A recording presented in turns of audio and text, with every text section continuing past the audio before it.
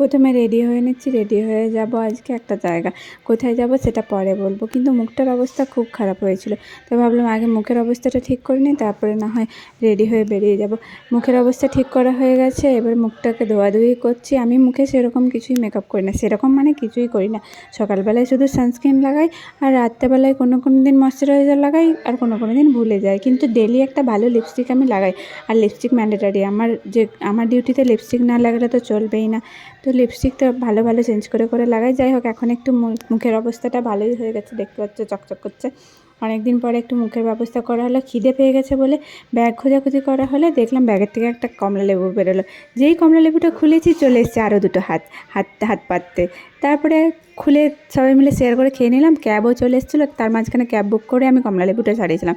ক্যাবে বসে বসে একটু বোরই হচ্ছিলাম, একা একা যাচ্ছি বলে। অনেকটা রাস্তা ছিল, তাই জন্য আমি বোর হচ্ছিলো, আদারওয়াইজ বোর হই না, চলেই যাই কাছাকাছি হলে। তো এবার পৌঁছেই গেছি। এবার কোথায় এসেছি বুঝতে পারছো, আজকে আমাদের পুজোর ফাইনাল রিহার্সাল বলতে পারো, আর ফাইনাল মিটিং বলতে পারো, যা কিছু বলতে পারো। তো আজকে আমাদের অ্যাসোসিয়েশনেরই একটা দিদির নাচের একাডেমিতে সমস্তটা রাখা হয়েছিল। সেই দিদি আজকে রাতের ডিনারের ব্যবস্থা করেছিল।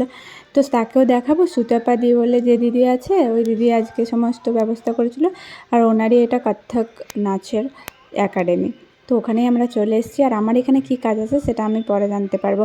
আর এখন কাজ করতে এসে আগেই খেতে বসে গেছি, একদম জোর জবরদস্তি করে আমাকে খেতে বসেছিল। অনেক কিছু খাবার হয়েছিল, আমি খাবারের ভিডিওটা তুলতেই ভুলে গেছিলাম। লাস্টে ভাবলাম যে ভিডিওটা না তুলে, এই বাবা, তখন তাড়াতাড়ি করে ভিডিওটা তুললাম। এরা এখানে দেখছি না গানের রিহার্সাল করছে, ওটাও একটু তুলে নিলাম। দেখা হবে নতুন ব্লগের সাথে। সুস্থ থাকো, ভালো থেকো সবাই।